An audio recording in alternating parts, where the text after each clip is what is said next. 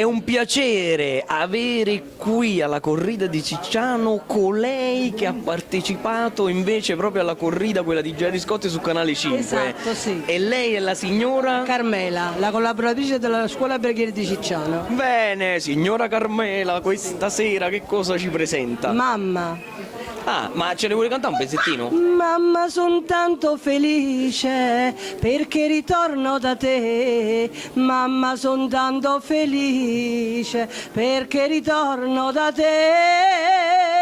Mamma. C'è anche l'applauso qua dietro le quinte degli amici che sono dietro le quinte. La signora è storica, storica. La più bella sei tu, non sei tu la vita e per la vita non ti lascio mai più. Numero uno!